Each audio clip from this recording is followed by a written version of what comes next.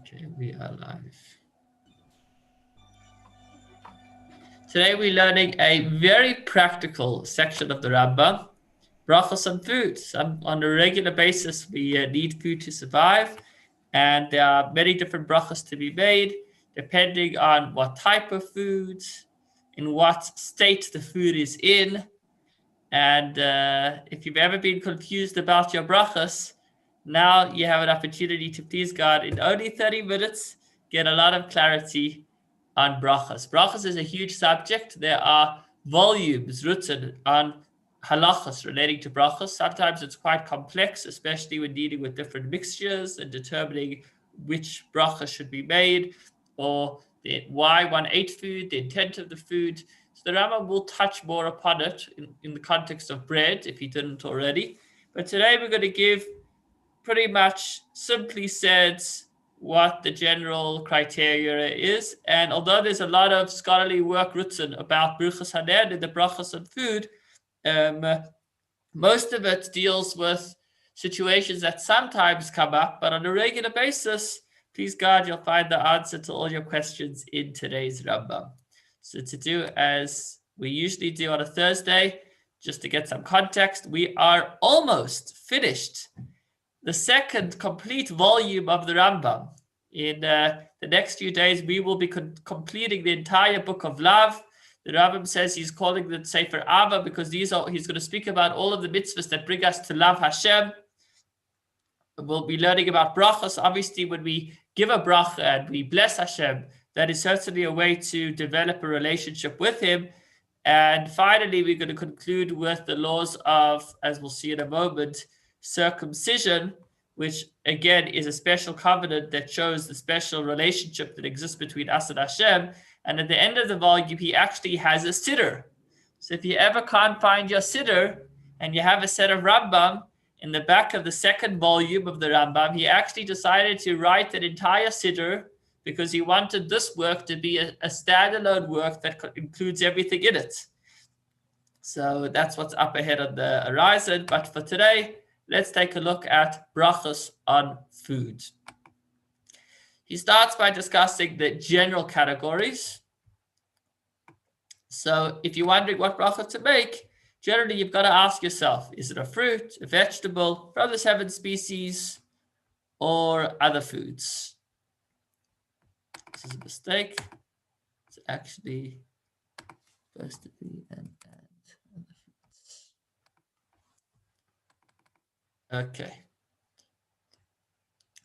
When partaking of all fruits that grow on trees, kol peirot ha'ilan mavarchin alehen batchila borei peri ha'etz.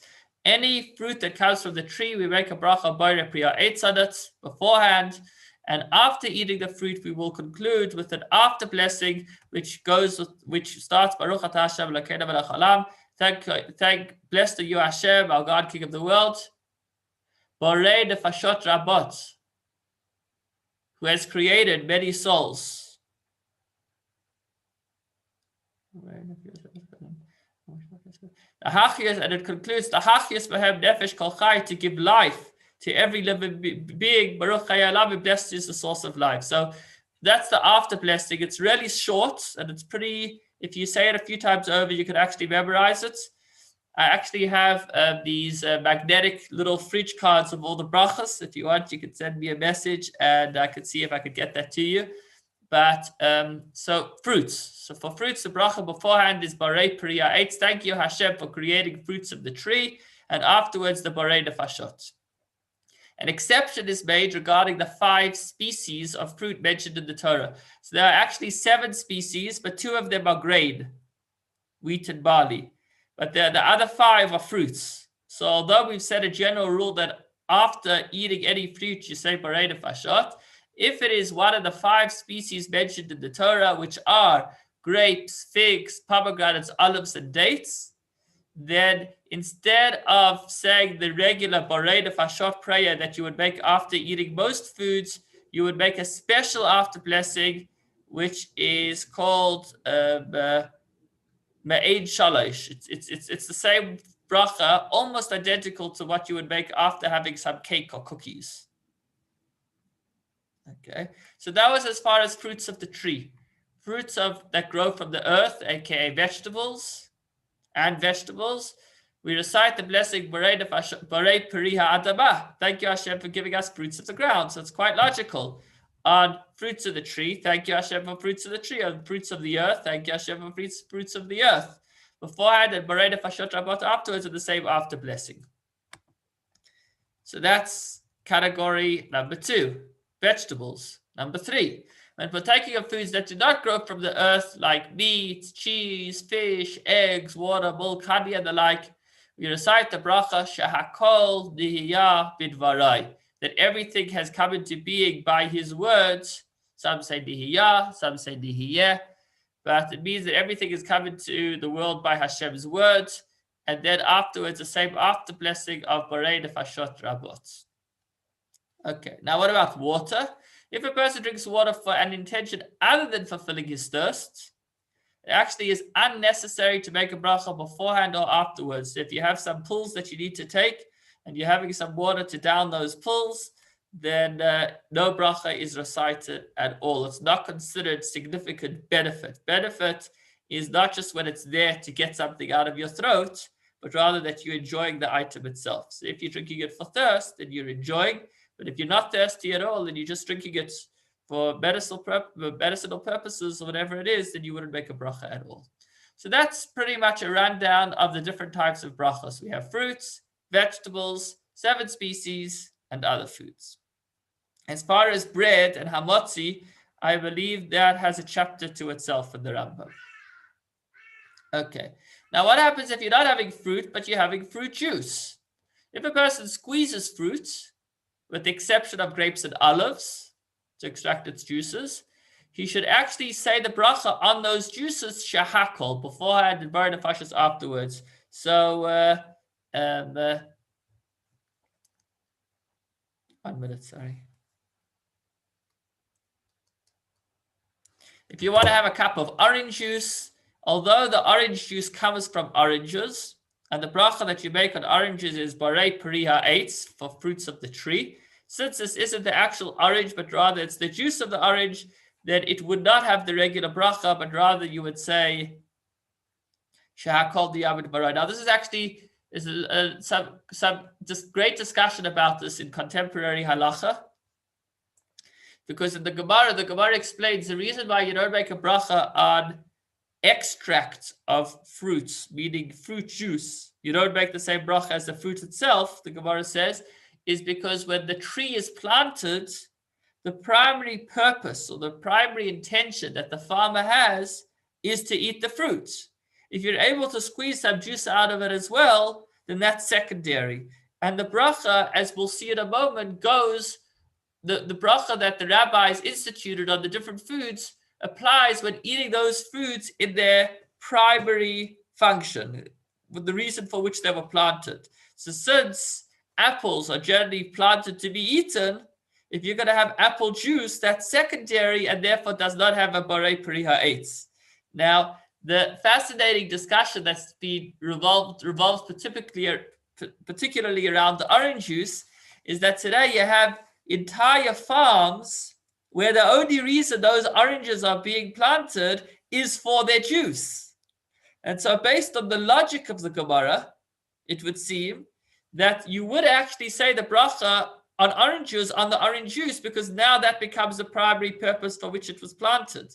Now, although in logic that would seem to be the case, however, since we have a definitive statement in the Talmuds that on any extracts of fruits and vegetables, you always say a shahakal, with the exception of grapes and olives, with the exception of wine and oil. So we're not going to veer from that. So although from a logical perspective, it would seem that our eights should be recited on orange juice, if it's orange juice where the trees were actually planted for the purpose of the juice. Still, once the rabbis established, as we've just read in the Rambam, that any juices are shahakal with the exception of oil and wine, so we stand by that. But that's just an interesting discussion. Over wine, he should recite the blessing Barei Pri Hagafen, like we do when we make Kiddush. that has a special bracha. Since wine is an honorable drink, the rabbis instituted a special bracha especially for wine.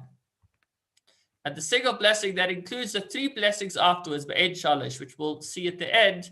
It's that after blessing that you make after having cake and cookies, Al Hamichya or Al Hagefen. That is, so if you have a cup of wine, there's actually a special after blessing for that. You can find it in the Siddur. Over oil, he should recite the blessing Bare Pri Ha'et. So although you're not eating the olives, you're eating the oil.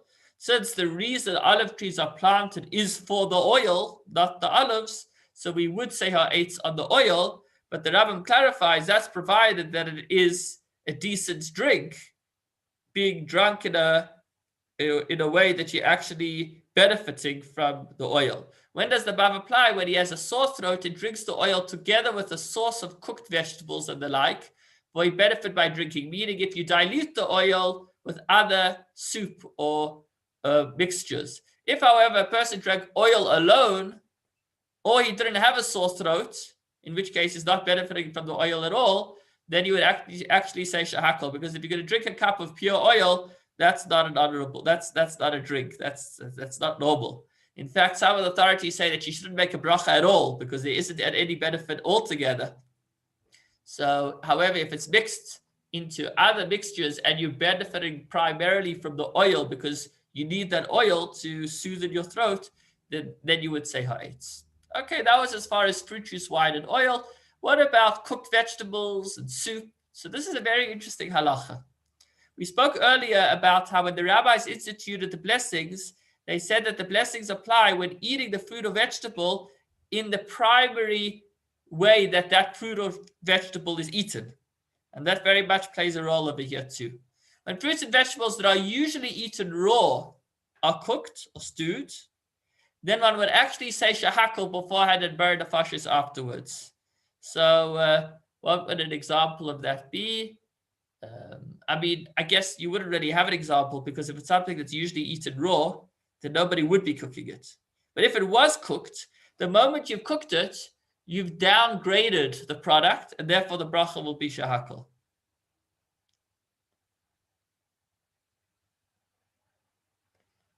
We'll see soon that if it's a vegetable that's eaten both raw and cooked, then you would still have the special bracha, because that's the way it's eaten.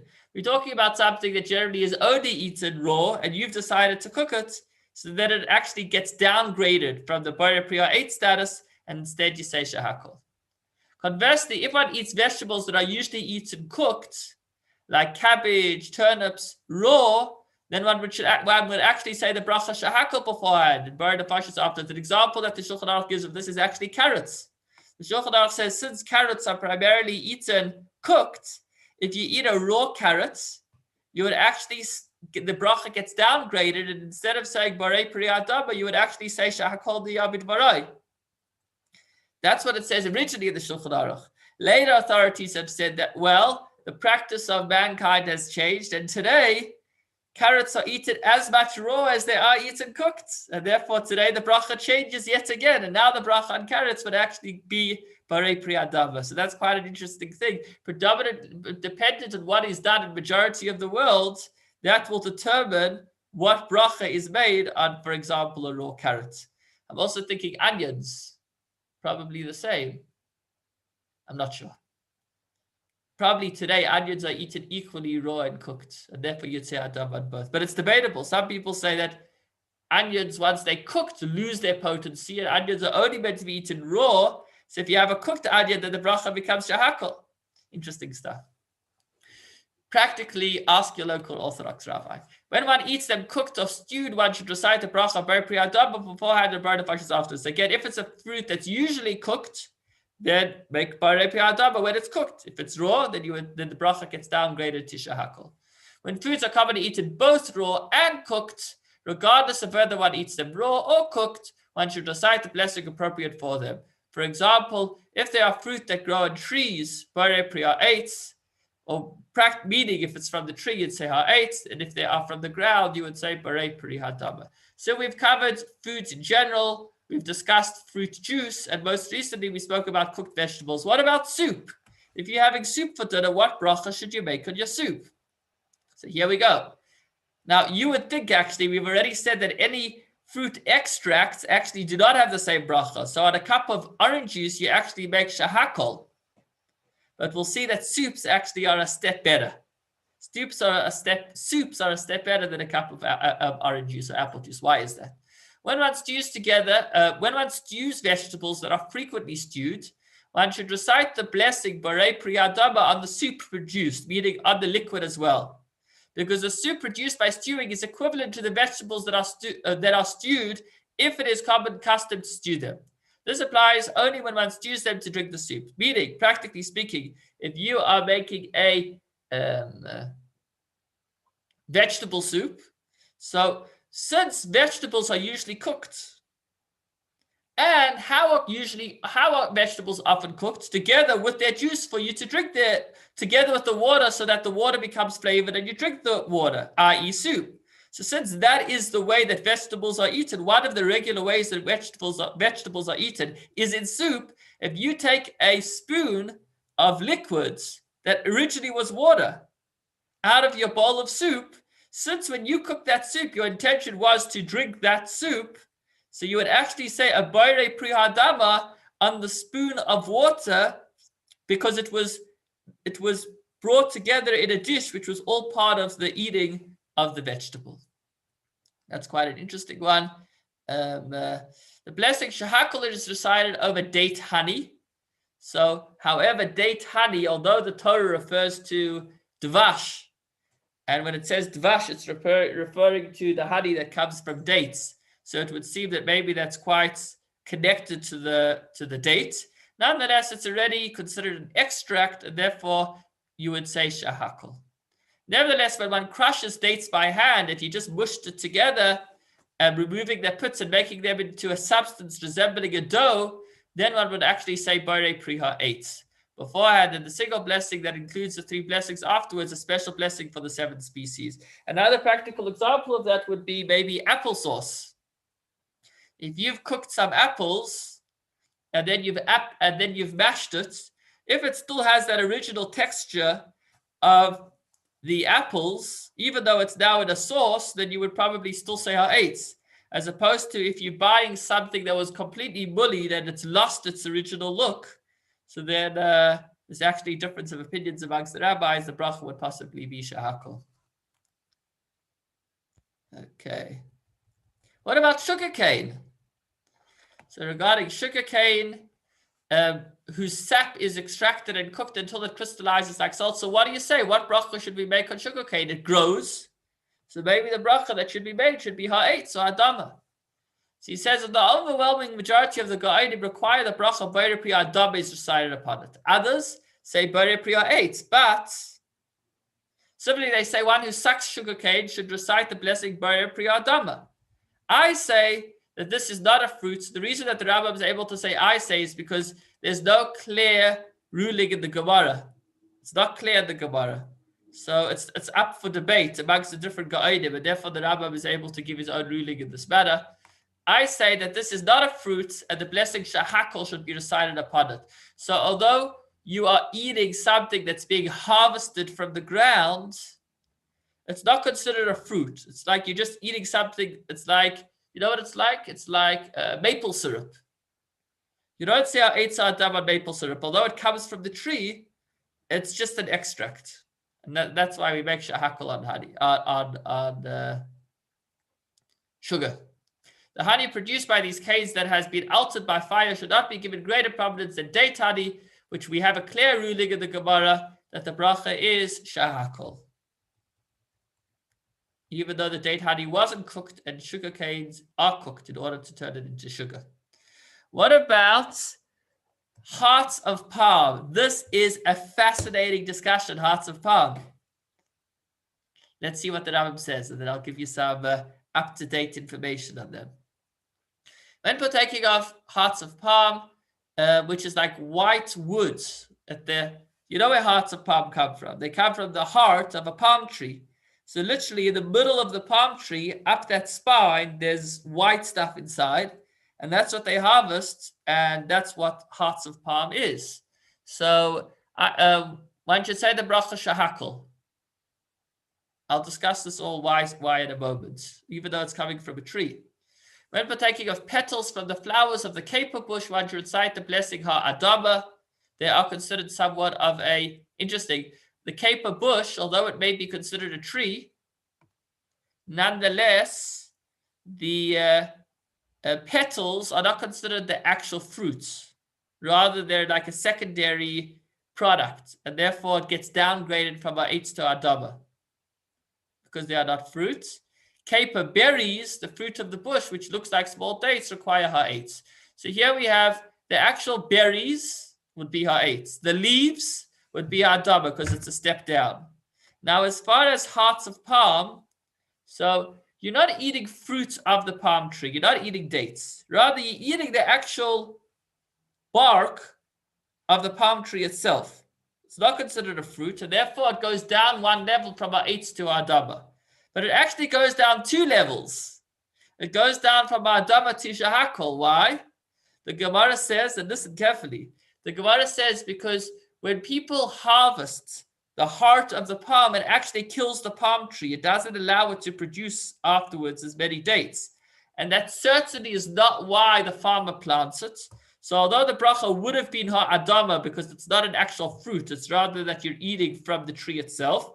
Since people do not plant palm trees with the intention of eating the hearts of palm, so it's considered like it's not its primary function. It gets downgraded from adama to shahakol.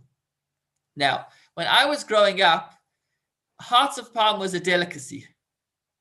We knew it was an expensive food. It's not cheap. It's much more expensive than all other canned vegetables. At least that's how it was at the time. And therefore, we didn't have it on a regular occasion. It was a special treat that we sometimes had. And you can understand why, because it's expensive, because it kills the tree. So it's a commodity. However, after doing some research, I discovered that in South America, they have managed to grow palm trees where instead of having one stem up the middle, it actually has multiple stems. If you Google hearts of palm growing, it's quite incredible what they have over there. They have, instead of just having the stem of the tree, the whole palm tree is filled with multiple stems. And clearly those hearts of palm, the reason that the trees are being planted is for the purpose of eating the hearts of palm. If so, the bracha would not be downgraded from ha'adama to shahakol, but rather it would remain ha'adama because that is why the tree is being planted. Now, how would you know? I mean, one easy way to know is to know the price that you're paying. The price of hearts of palm in a New York supermarket is quite cheap. It's just like any other vegetable because they're not killing a whole tree. That's actually, the whole tree is filled with many, many hearts of palm, as opposed to if you're paying a high price, chances are that that's not why the tree was planted, unless maybe it's being imported. So practically, I guess it would be a matter of looking at the can and seeing where the hearts of palm are from. If the hearts of palm are from these places in South America where the reason the trees are being harvested is for the hearts of palm, then the bracha you'd make would be ha'adama because that's why it was planted. But if you're getting hearts of palm from wherever it is, some farm in South Africa where it's not being done especially, but rather it's just a side benefit, then it's not the main intention of the tree, and therefore you'd say shahakol. So you can have two people with the identical looking or the identical product in their plates, and the one product will be shahakol and the other product will be adama. Remember, I mentioned at the beginning of the class that when you're talking about blessings of food, there's tremendous discussion and debates. It's a huge, huge topic, blessings on food. But I hope I'm not overcomplicating things. Let's keep it simple. I just wanted to give you a little bit of an inside scoop of the debates that go around brachos. But back to the bottom line. Generally, if you are eating hearts of palm, unless you know otherwise, the bracha would be shahakol for the reasons we've just discussed. Okay, moving along. So what about peppers, ginger, spices? So when partaking of fresh peppers and ginger, one should recite the bracha bar pri adama because they're fresh, so they're edible. It's the way that it's eaten. When these products are dry, then they actually become inedible, and now they're just a season. They're just a spice to other foods. and therefore you wouldn't make a bracha on them at all because it's not considered food. Neither beforehand or afterwards, because they are considered spices, not food. Similarly, foods that are not fit to be eaten and beverages that are not fit to be drunk do not require any bracha, neither beforehand or afterwards. If you're eating something that is not edible, then no bracha is recited at all, which would be maybe if you were having something for health reasons, which is why I mentioned that earlier. We mentioned that the bracha on drinking pure oil would be shahakol. But other authorities argue with it. They say, hey, based on what you've just said here in Halacha 7, no bracha should be made at all because nobody drinks pure olive oil.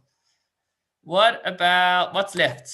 Let's see what we have. So spoiled foods, wine drinks. We've pretty much got the rundown at this point. We've given the general categories of foods. We've spoken about cooked foods, soups, unique foods. What will be quite relevant is what happens if you go wrong. If you made the wrong bracha, you forgot to make a bracha, and then quite an important halacha is 13. What happens if you have multiple foods? How many times do you make how many brachas, and which brachas come first and second? I mean, that itself takes a whole chapter in the Shulchan Aruch, but the Rambam packs it into one halacha. I see that time is tight, so let's try to get through the remaining material as fast and best as we can. So this blessing shahakol is recited over bread that has become moldy, wine on which film has risen, food that has spoiled, windfall fruit that is undeveloped, meaning if you're eating a peach but it's still not ripe yet, beer, vinegar, locusts, salt, truffles, and mushrooms. So those are all examples of foods that are shahakol. Although mushrooms come from the ground, they actually don't grow from the ground. Mushrooms can grow off anything. They can grow off metal. So the bracha on mushrooms is actually not adam, it's shahakol, because it doesn't grow out of the ground. It just finds itself in the ground. It grows out of, not sure what it's called. Whenever shahakol is recited before eating food, then the bracha borei nefashos is recited afterwards. And whenever a food requires a bracha beforehand or a bracha afterwards, it requires a bracha beforehand as well. Okay, what about if you have wine dregs, then now you've added some water and they're giving flavor. So what bracha should you make? Should you make the bracha on water, which is shahakol, or should you make the bracha agafen, which is on the wine dregs, or the wine in those dregs? So it all depends on the proportions. So if you poured 3 measures of water over the wine, and you got an additional third, meaning a quarter of the substance is actually the wine that is seeped out of these dregs, then that's enough to make a bayir pri agafen. However, if you're getting less than that, meaning if the liquid that's coming out of the dregs or the flavor that's coming out of the dregs is constituting less than a quarter of the overall liquid, then at that point it's not considered wine, it's considered water, and you'd say shahakol. Number 10. So if a person recited the blessing borei pri ha'adama, thank you Hashem for fruits of the ground, over a fruit from the tree, then it actually works. You shouldn't do it, but if it happened, it works. Why? Because whatever comes from a tree ultimately comes from the ground. So you're covered. Conversely, though, if you said borei pri ha'etz, thank you for a fruit of the tree, over something that comes from the ground, so you said borei pri ha'etz on a tomato, then it didn't work because tomatoes don't grow on trees, and so you'll have to make another bracha. One who recites the blessing shahakol over any foods does fulfill his obligation, even for bread and wine. Regarding bread and wine, there is a bit of debate, but the idea is that the bracha shahakol is not talking specifically about fruits or vegetables. It's saying thank you Hashem for everything. So although the rabbis wanted you to make a customized bracha unique for that food, if you didn't, as long as the bracha you made does cover that food, then you're covered. Now, if when you started making the bracha, you planned on saying the right bracha, and then you got thrown off. So as long as when you started the bracha, you had the right intention, the main part of the bracha is mentioning Hashem's name, then that works. That's what he says in Halacha 11.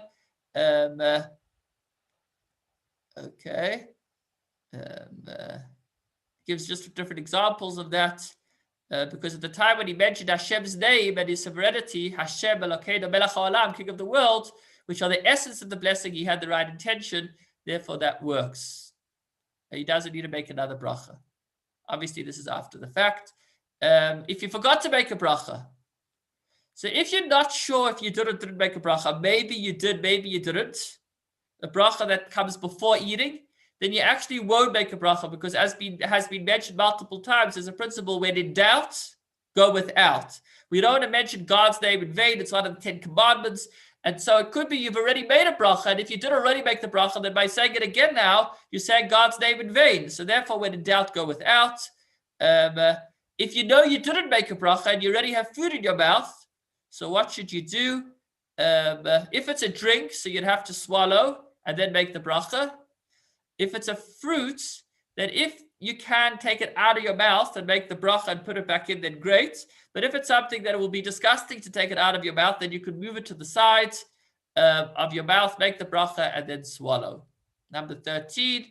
Okay, so if you have a number of types of food in front of you, so if a number of the foods have the same bracha, so you have some tomatoes and you have some lettuce, so they're all hadama. So you'll make one bracha on them all, and you don't need to make a separate bracha on each type of food as long as it's all under the same category. But if they require different brachas, then which bracha? Then each one should get its own bracha. So on your piece of avocado, which is ha'etz, grows from a tree, you'll say ha'etz, and on the tomato, you'll say hadama. And which bracha to say first goes on which food you want to eat first. Whichever food you like more, that's the one you should make the bracha on first. If you like them all equally, sorry, we've gone slightly over time, we're almost done. But if you need to go, then I understand. So if you like them all equally, then you should follow the order in which they are mentioned in the verse. So you would actually first say hamotzi, then muzanot. I'll just say it outside in my own words. Then ha'etz, then adama, then shahakol. 7 species, if you have a few of the 7 species, so you have grapes and dates, since the verse mentions grapes before the dates, so you'll make a bracha on the grapes first. I mean, you'll only make one bracha, but you'll make it on the grapes, not the dates. Finally, 14 to 16.